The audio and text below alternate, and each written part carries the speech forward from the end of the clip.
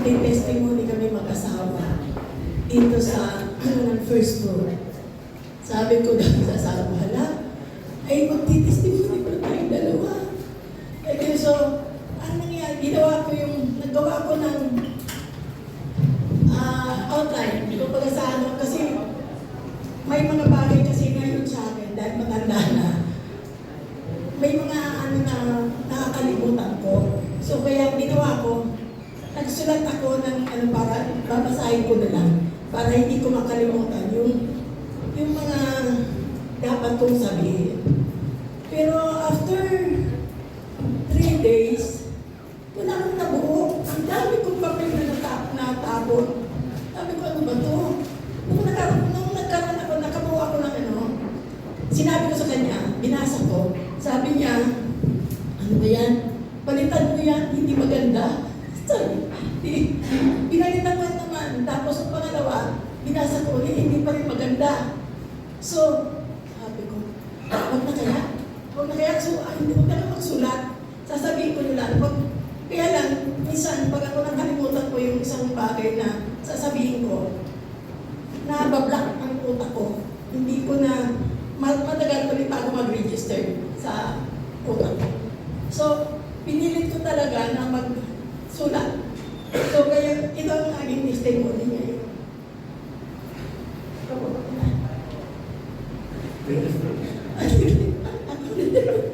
So, ang testimony ko ay tungkol sa first fruit. Ano ba, sa akin, ano ba ang first fruit? Para sa akin, dati, hindi ko alam ang ibig sabihin ng first fruit. Sa church, noong 1989 to 19, sa Mandaluyong Main kami nag-church ng anak ko noon. Wala pang first fruit noon. Ang tawag nila noon ay gift sa Panginoon.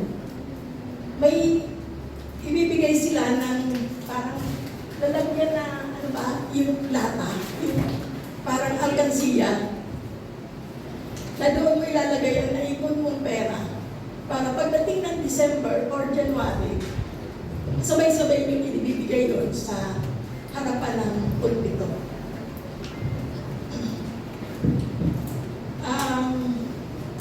Ang tawag nila doon, hindi first fruit, kundi gift niya sa Panginoon. Nagkaroon ng first fruit ang Mandaluyong, na tinatawag lang first fruit, siguro mga 1994, 1995, na yung nagkaroon sila ng tinatawag na yung first fruit. Nung lumipat kami sa ibang church na malapit sa amin, hindi pinatutupad ang ganon. Yung first fruit, walang ganon. Kaya wala akong alam tungkol nga din sa ganon. Pero nagbibigay kami noon ng para sa Panginoon talaga. Nung nagkaroon ng church ang anak ko, dito sa Manila, lumipat kami ng asawa dito.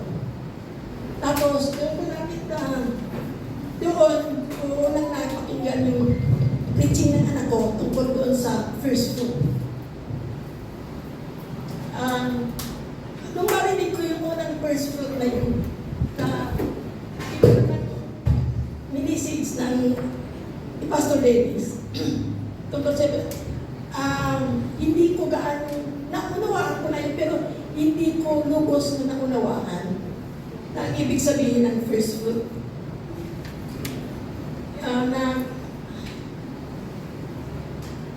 Nung nagbigay kami ng first fruit, na una, akala ko noon, lahat ng kita namin, or upas ba, o crops ng aming lupa sa Laguna, ibibigay namin lahat yun ng buong buwan.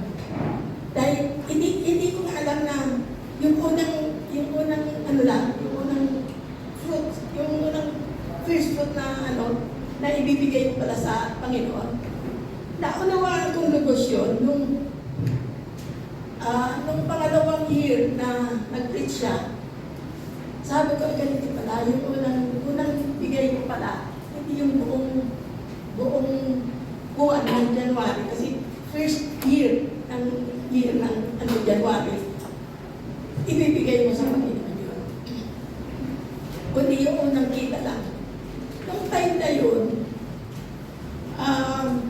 yung ako, binibigay ko, yung sa upa lang sa bahay namin, yung paupahan namin. Hindi sabay-sabay yun. Kaya ang ginawa ko, nagkaroon ako ng, eto, nagpapapulot ako. Nagkaroon kami ng paid promise na kagaya nito, na kung hindi mo maibigay yung first fruit mo ng buong ko, dito namin nilalagay yung kabuuan para matapos mo yung mabayaran mo yung pledge mo, yung first fruit na ibinangako mo para sa Panginoon.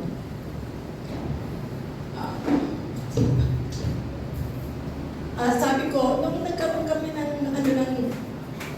pagbigay namin ng first fruit, kasi hindi lahat namin yung buong buwan ng January, sabi ko, hala, paano to? Wala kami pambayad ng kuryente, wala kami pambayad ng tubig, walang pagkain, wala. Talagang binigay namin lahat eh. So, ang ginawa ko, pumunta ko ng bangko, kumuha ako ng pera, ibig sabihin, nag-withdraw ako. So, kasi wala kami pagkain for the whole month, eh di, wala kami, magugutom kami. Una yung buwan yung ani ng lupa sa probinsya, yan ay ang asawa ko ang may noon, nagbibigay noon. Tapos yun sa akin, yung sa upa sa bahay.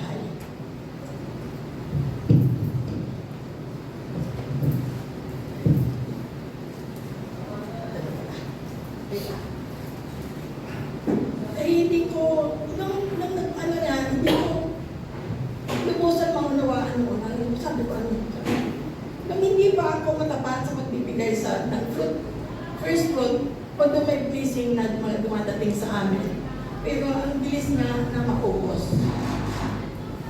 Nagitipid lagi. Ito yung mga tawag dito, yung basket of blessings. Diba? Lagi parang gusto na nalalaglag na ang labas. Na parang hindi pa alam kung saan ko ba ginamit yun, bakit naubos. Sabi nga sa in Luke 6:38, give it will shall be given unto you. Give it and give measure, press down, shake it together, run it over. Sabi ko, pag nagbigay ka pa rin sa Panginoon, ang yan, sisiklik-lik umaapaw, di ba? Tapos, sabi niya, give, it will come back to you. When you give to the Lord. Yun yun ako noon. Sa puso ko, sa isipan ko, nakatatak na yun talaga sa akin na pag ako nagbigay, hindi ko nag-i-expect ng anumang kapalit, ng anumang in return sa Panginoon na ibabalik niya yung binibigay ko sa Kanya. Never kami nag-expect na gano'n. Kasi masaya kami pag nagbibigay kami ng first fruit, parehas kami excited. Kumbaga, excited kami makapagbahagi ng first fruit. Itong 2025, ito yung matinding pagsubok na sa akin, sa ibinigay ng Panginoon sa akin.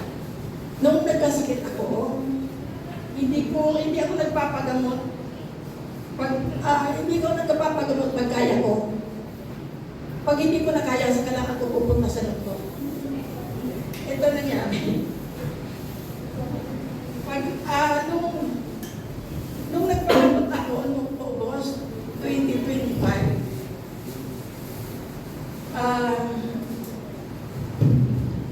pagdating ng September, nagkaroon ako ng request ng doktor ng for X-ray kasi yung parang ang dami ko nararamdaman ng sakit sa katawan ko. Noong September, this year, noong September 2025, yung doktor ko nag-request ng for X-ray kasi yung likod ko parang sumasakit.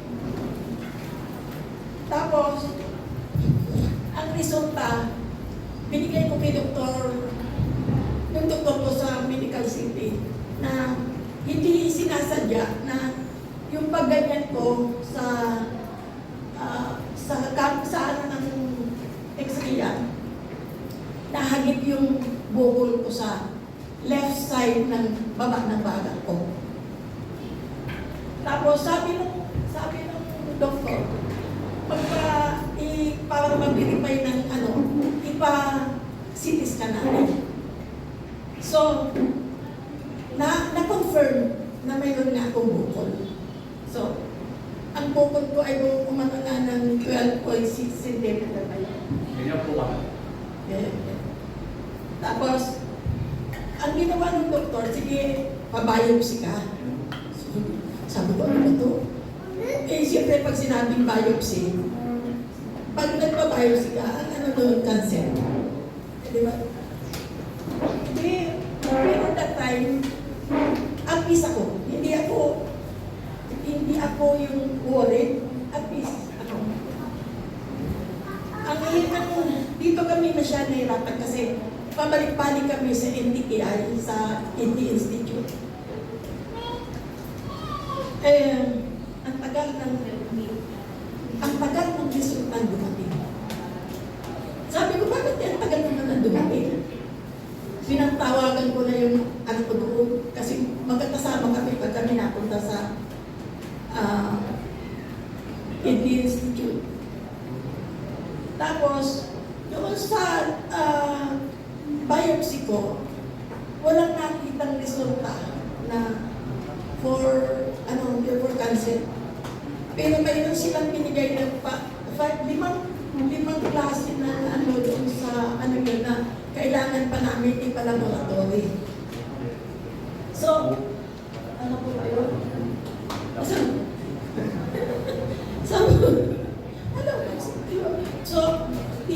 Naghanap kami ng asawa ko kasi wala man sa kidney institute. Naghanap kami sa ibang hospital. Naghanap kami dito sa hospital na malapit sa amin, tapos sa Pasig. Pagdating namin doon, kung saan kami pinaiikot-ikot. Tapos, wala yung, mayroon iba na pwede mong ipa-laboratory pero hindi kompleto. So, sabi nung nasa Pasig, ano daw, mayroon dito sa Kidney Institute. Sabi ko wala kasi pinatawag ko ako yung anak ko doon. Sabi wala daw. Sabi ng babae na interview sa amin, hindi, mayroon, galing ako doon. So, ano nangyari? Pumunta yung ang nangyari.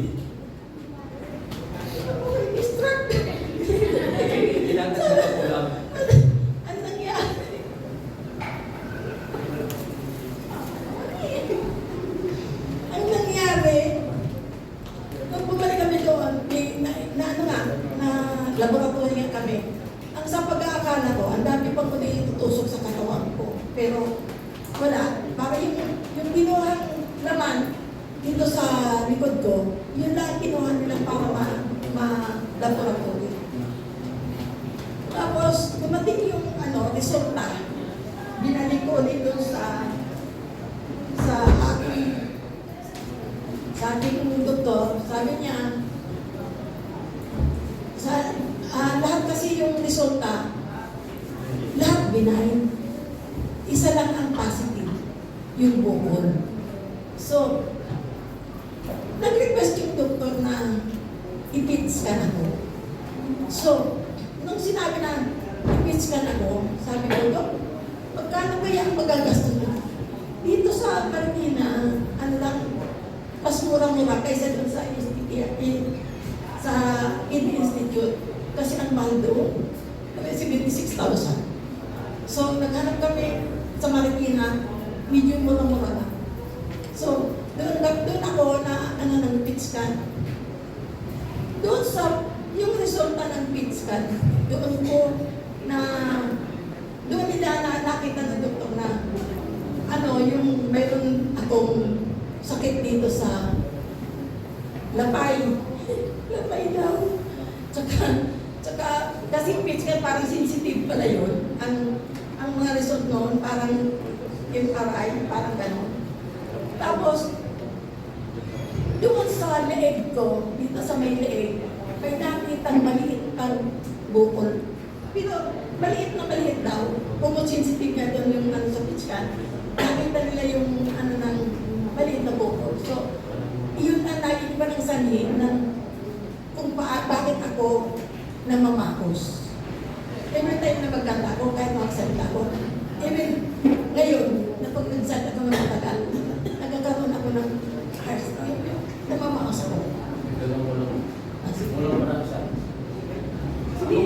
yung po nakita sa PET scan, 3 po yun. Yung pangatlo yun. Baka. May tubig ang puso. Ito po ang nakita na. Kaya palibago na bawa na dapat. Kasi ang hatol ng operasyon. Pero bago magawa yung operasyon, manalo yung 3 yun. Yung bukol, sa puso, para saka sa kanyang lapay. Kailangan masuhin muna. Hihingi kami ng pera sa mga doktor na pupuntahan namin kung pwede operahin o hindi. Doon ay babase yung... Kaya po yung PET scan, bibihira ako nakakaalam. Kahit ako, ngayon ko lang nadinig yun. Kahit na tayo ibang nurse, tinanong namin, hindi ko alam yun. Nurse na yun. Hindi ko na alam. Ala ko pa sa hayop eh. Kasi katulad yung dahil sa hayop pa. Yun po ang nangyari sa amin. Kaya hanggang ngayon po, yun po ang nagiging problema. Yun po ang inaasipaso namin yung 3 iniisip. Para sa ating operahan, yun po ang nangyayari. Nung bumalik ako sa doktor, dahil yun ang naging resulta, nag-request ulit yung doktor na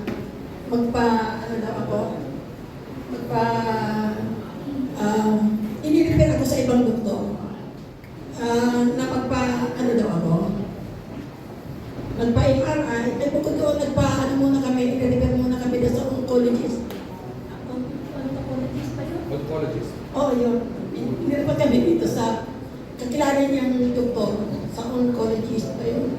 Basta, tapos, sabi nung doktor na yun, kailangan daw talagang alisin yung bukol. Sabi ko, pwede bang hindi na? Kasi takot nga ako. Kasi pag ako'y na-injection ng pampatulong, yung parang, basta nahihil na ako, iba ang nararamdaman ko. Sabi ko, baka hindi na ako magising. Yun ang ko. Tapos, nung sinabi ng kailangan pa kami magpa-MRI sa whole abdomen with IV contrast. Tapos, mayroon pang FRCP para naman sa pancreatic cyst. Ang dami ko sakit. Dito parang ayaw ko nang magpatuloy magpagamot kasi talagang napakadami na. Yung parang, yung stressful na.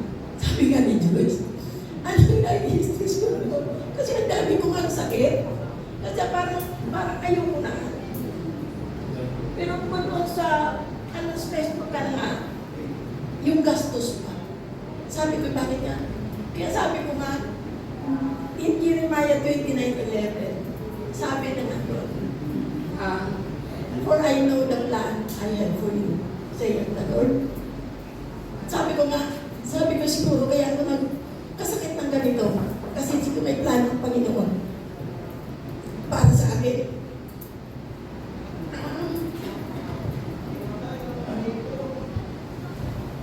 Pero, kaya yung mga sakit ko nito, na nararamdaman, even right now, talagang nararamdaman ko pa. Pero, yung mga sakit na ito, kailangan kong tanggapin. Tinanggap ko sa puso ko yung sakit na ito.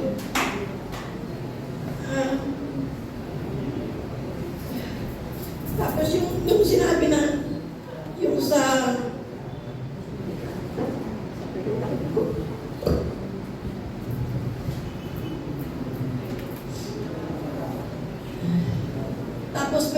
karoon pa yung flexible, meron pa yung endoscopy. Meron pang gagawin ng flexible endoscopy or live screening scan. Yung parang yung nilalagay sa bibig na parang may inhibition na pumapasok dun sa sikmura mo. Yung nagano na ako eh. Kaya alam ko ang hirap. Na halos pag nakalagay na dito sa lalamunan mo, para kang pasusukaday. Kahit nalagyan ka ng ang tawag na pagpamanhid, ramdam mo. Sabi ko, gagananin pa rin ba ako? Sabi ko, hindi ko na. Sabi, hindi nga para malaman daw kung bakit sumasakit ko pa dito. Saka sumasakit ko dito. Yung pala ay connected lahat doon sa buko. Kaya kailangan tanggalin daw yun. Ito yung, yung sa vocal cord paralysis daw. Vocal cord paralysis. Tapos sabi ko sa doktor, ano po ba yan? Wala na bang katapusan this? Sabi ko, ano po ba yan? Wala na po bang katapusan this? Kailangan niya to for preparation sa operation mo. Pero sabi niya, pero at your age, sabi niya, baka hindi mo kaya. Sabi ko, sana tatapag na. Ito, kasi nung, sabi niya, tapos uulitin pa yung to the echo po, tsaka yung CT scan, dahil nung ginawa pala yun sa akin, September pa, ay nagpagamot ako. August, September, nagkaano na ako. December, nagkaroon pa kami ng mga test ng tignan until January. Sabi ko, ang tagal, wala pang binibigay na kahit anong gamot. Kasi sabi nila, wala daw gamot doon sa sakit ko na yun. Kaya ang kailangan lang daw doon.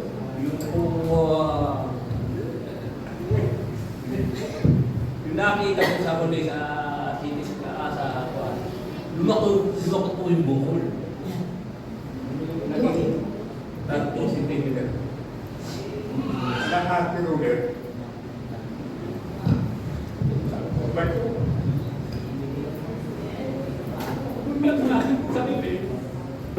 Hindi na po ako nagdudo sa Panginoon na pababayaan kami. Hindi ako nag-isip na babayaan kami. Talagang naman ko po yung pagpapala at pag-iingat ko sa Panginoon. Mamaya po, meron po ako identification sa harapan natin. Yun ang ginagawa po yung mag-cities lang po sila. Dalawang bagay po yung nangyari sa loob ng isang araw na nung sa'yo petis. Nung na-problema na ako tungkol dun sa mga nangyayari sa akin, sabi ng Panginoon sa John 14:1, believe, let not your heart be troubled. Believe in God. Believe also in me. Doon na pumasok yung mga promise ng Panginoon sa akin na sa Jeremiah 33:3. Call unto me and I will answer thee. Show me the mighty things which thou knowest not. Doon ako na talaga, ang prayer ko talaga, every night, minsan hindi ng gabi, minsan basta pag nagising ako, nananalangin ako. Sabi ko na sana, yung sakit ko, magkaroon ng kagalingan na bumula sa kanya. Ako'y, papasalamat din ako sa mga nanalangin sa akin dito sa IBC Cabinet. IBC Manila, parang na huwag yung palalangin nila na sana benign, sana yung hindi cancer, pero nagkaroon ng yun, prayer, yung nagkatotoo na hindi talaga cancer, answered prayer, kumbaga. Tapos, dun sa, sabi ko nga, Panginoon, ito ba'y talagang yung talagang kalooban mo, na grabe, kaya naalala ko yung sinabi sa James 5:15, the prayer of faith shall save the sick, and the Lord shall raise him up. And if you have committed sin, you shall be forgiven. yun ang sa utak ko talaga yung prayer na yun. Sabi ng prayer of faith. So, ang sakit nito, hindi ko talaga inyo sa puso ko na talagang sakit. May peace ako eh. Naramdaman ko ang ano ko sa ano. Pero bagamat nag-aano ako ng sa gastusin talaga. Mauubusan kami gago. Masasain kami. Yun ang laging tutungan ko yung panalangin talaga. And then,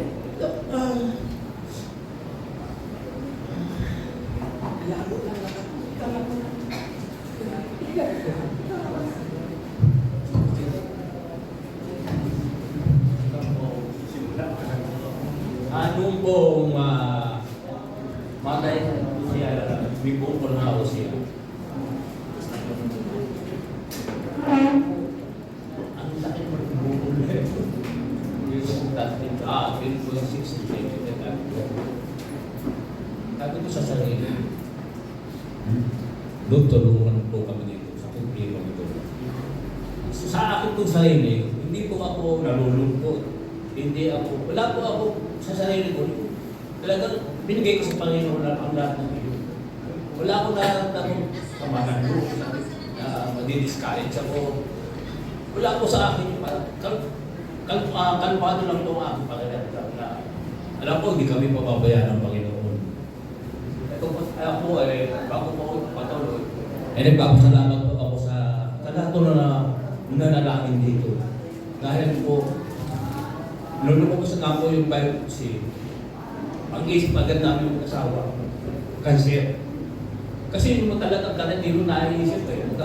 Pagkaganon eh. Na cancer yun.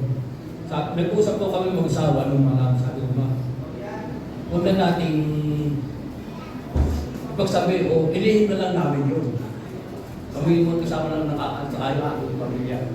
Ito po, kami lang ang nakakaalam. Nagkataon po nung araw na nagpunta po si mag-anak sa bahay. Bisitahin kami. At napag-usapan yun. Sabi ko ni Pastor, hindi ganun. Dapat, mas marami na nalalangin, mas marami ang sasagot sa tabi ng Panginoon. Yun po ang Panginoon. Hindi na po ako nagsalita na sabi, nagreklamo na tama. Kaya nangyari po, nilagay po niya sa JC, dito sa ating simbahan. Kaya marami na nakaalam ng pangyayari.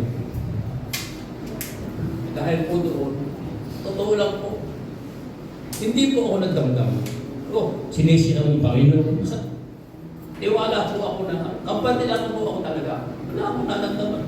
Parang tanggap ko na kung ano po magyayari sa aking pamilya, ating misis. Kung kailan po sa akin, hindi naman hawak natin ang buhay natin. Panginoon ang may hawak. Kaya ako yung salamat sa lahat po na nananamin sa akin. Nung nasa lowest point ako ng aking problema, mayroong isang tao dito na nag-message sa akin. Sabi niya, na life is strong. Doon lang sa message na yun. Encouragement na yun para sa akin. Then, nagpadala siya ng song message na talagang tumimo sa puso ko talaga. Nabasa ko yun, 1:30 in the morning, madaling araw, pinakinggan ko yun. Habang pinapakinggan ko yung message ng song na yun, sabi ko, one of these days, sis, I will sing this to the Lord. Sabi niya, yes po nanay.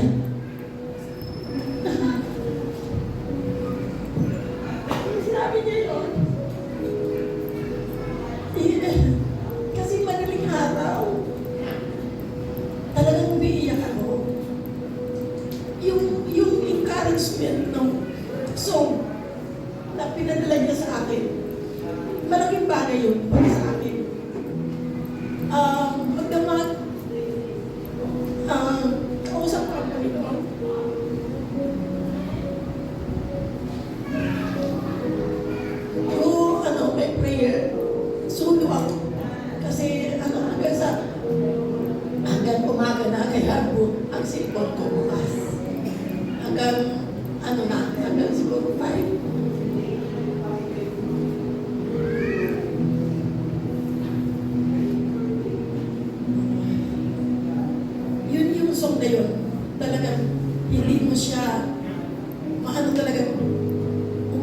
sa loob ng ano ko. Sabi ko, iyak ako ng iyak. Hindi na ako makatulog pag naman dito sa sombrero.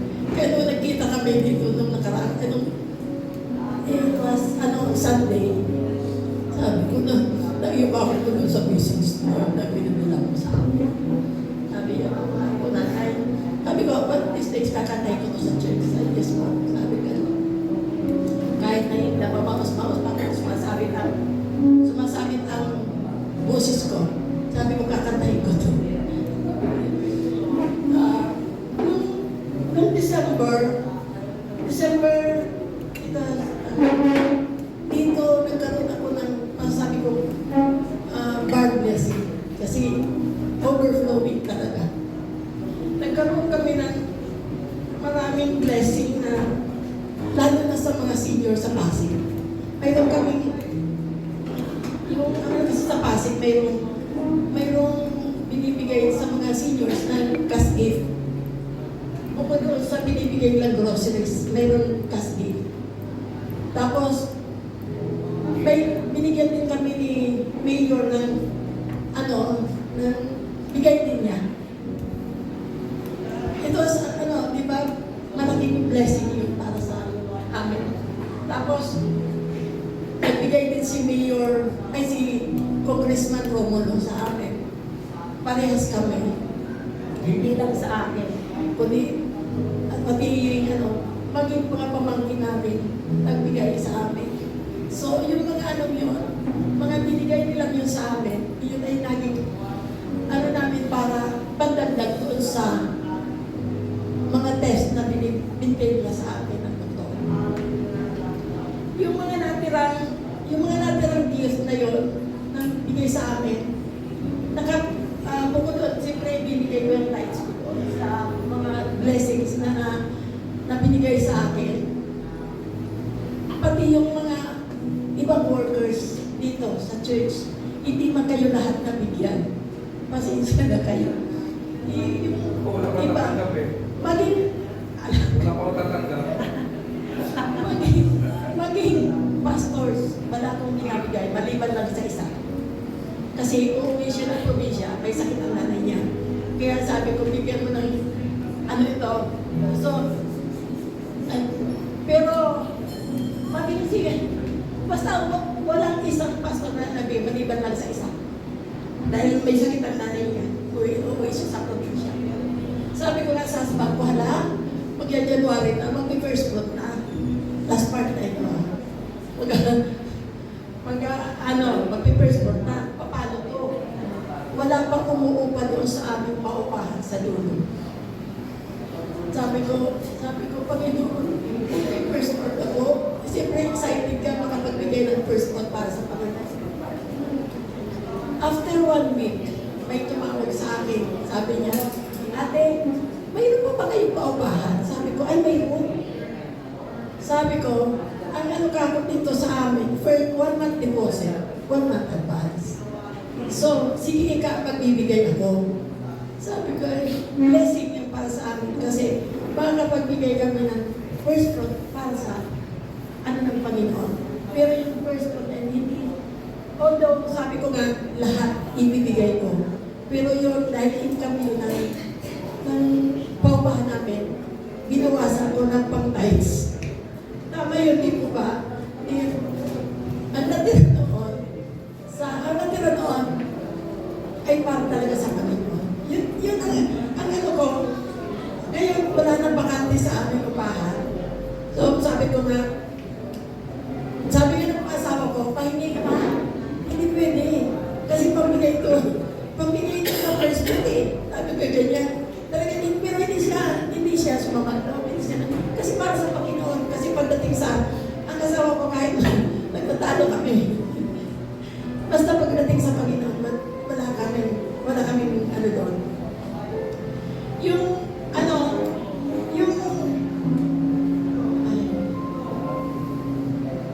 Kaya sabi ko, ito na yung time na nasa, ka ng problema mo. Lalo na sa pagbibigay sa Panginoon ng first fruit. Kahit na nangulubib ka, pag talagang naging matapat ang lahat na yun ibabalik sa iyo. Kaya nga sabi na in Philippians 4:19, God supply all your needs according to His riches and glory. Yun lang. Amen. Glory to God.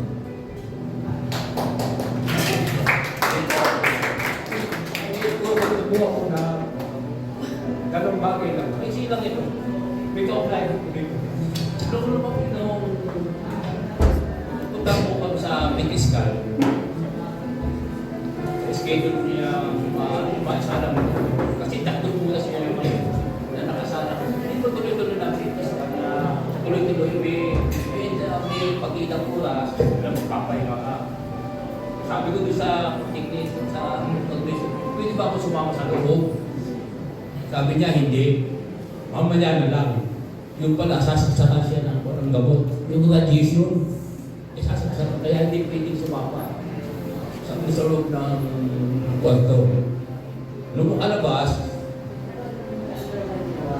ando kami sa sampal, nabintiyan kami na naka-elto, pero bukas ang pinto. Hindi sila doon.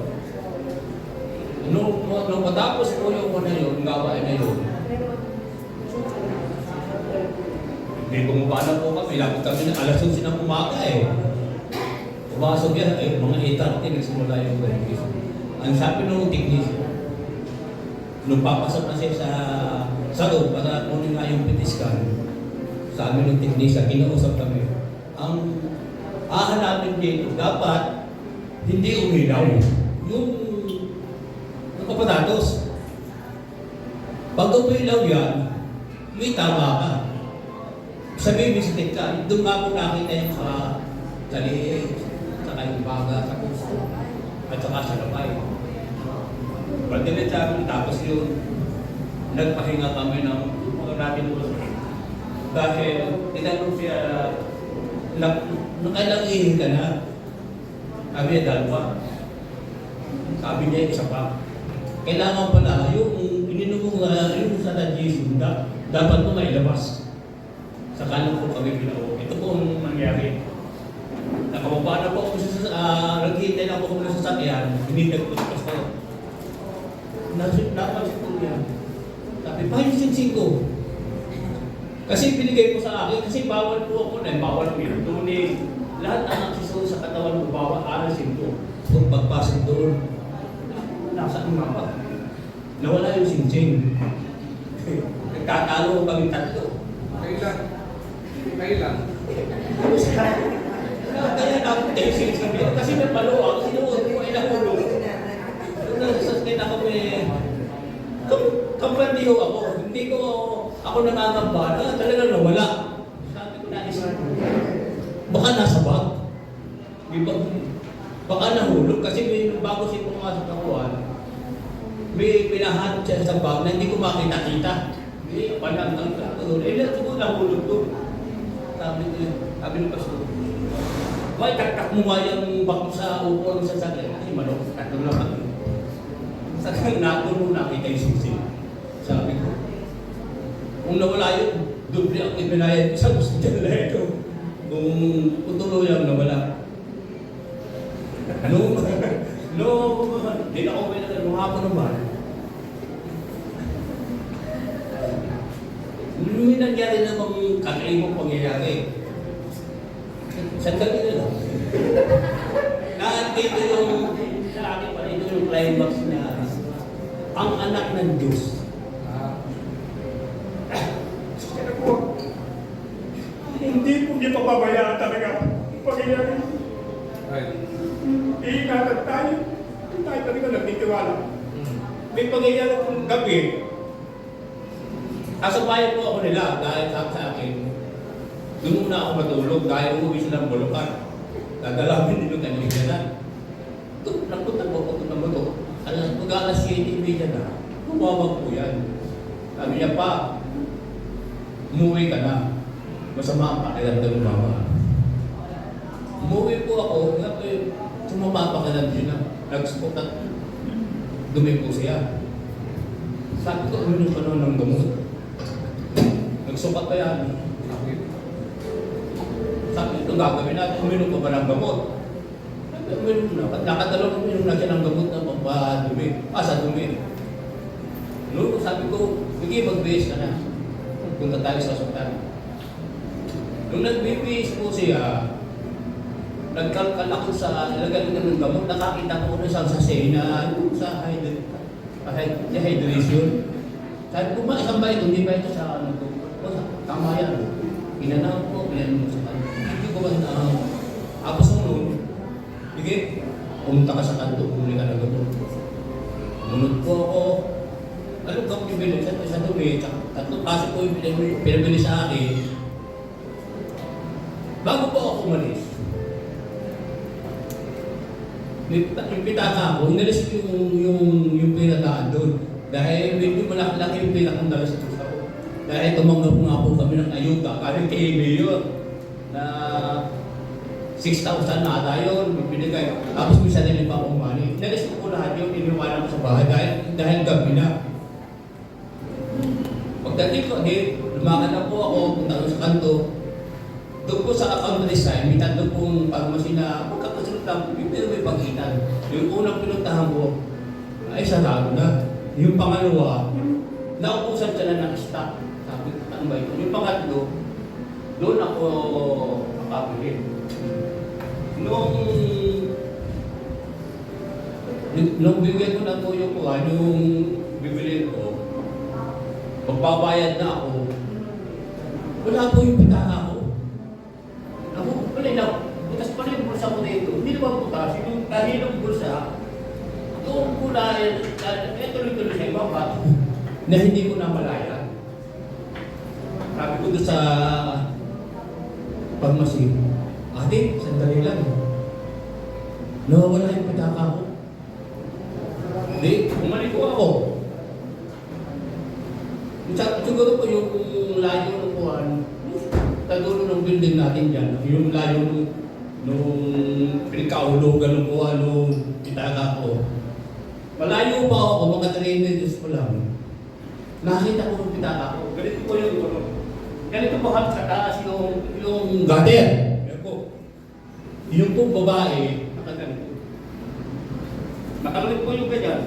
Nakita po yung pitaka ko. Malayo pa ako, mga 3 minutes. Nakita ko na agad. Yung dati ko ginanyan ko agad. Sabi ko, Lord, thank you. Thank you.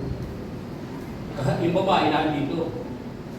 Nandito sa gutter. Saan sa sidewalk. Ako, galing ako dito. Naandito yung motor. Yung rider. Natin, ako nagsalita nung babae. Palagay ko, subportion din dahil may edisyon malaki. Pinatinig ko sa babae. Tawagan mo yung kaibigan mo, pabalikin ko. Kung ito'y kanya. Yun ang natinig ko. Parang inaangkin nung rider. Yung pitaka ko dito na sa gilid eh. Hawak-hawak sabi nung babae. Tayo may ID po kayo?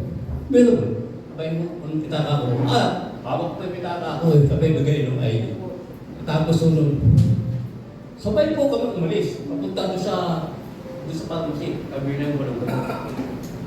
Naglalakad ako sa kalsada sa gilid. Diyan nasa sidewalk. Tatay, dito po kayo sa sidewalk.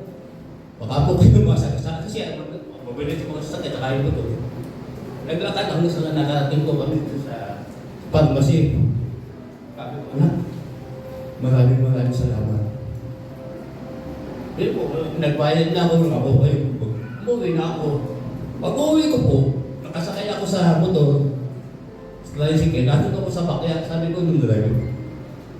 Mga 3 kanto lang po mula doon sa Ortigas. Sabi ko, ito yung babae nakahapon ng pitaka. Sabi ko, sino kaya babae nito? Nagsisi po ako dahil hindi ko natanong mo na ang pangalan, kung ano yung nakatira. Ang naisip ko, makabalik ka ng bahay. Pinapakasan mo rin. Nag-jogging po ako. Pag-jogging ko, may kaibigan po ko insik. Mayaman po ito, marami sa sakyan. Pag nag-jogging, alaming palit-palit na sa sakyan eh. Naikwento ko yung bagay na yun. Sabi ko nung insik, pasalamat ka. May kasama kang guardian ng Diyos. Ako'y naniniwala po ako. Kung hindi po yun, walang ano. Bilaman mo ba yung pitaka ko? Sabi ko, wala naman eh. Inalis ko nga yung pitaka. Kung lahat nadala ko yun, wala. Siguro, katakot-takot na sisira yung mag-asawa yung pangyayari ko yun. Kaya sabi ko sa sarili ko, kung tunay kang anak ng Diyos, hindi tayo papapala. Yun na po. Bayad ko ng Panginoon. Sa araw, ganun po nangyari. Pinakita ng Panginoon kung gano'n tayo kamahal, kung tayo nagtitiwala sa Kanya. Yun lang po, maraming pong salamat. Amen.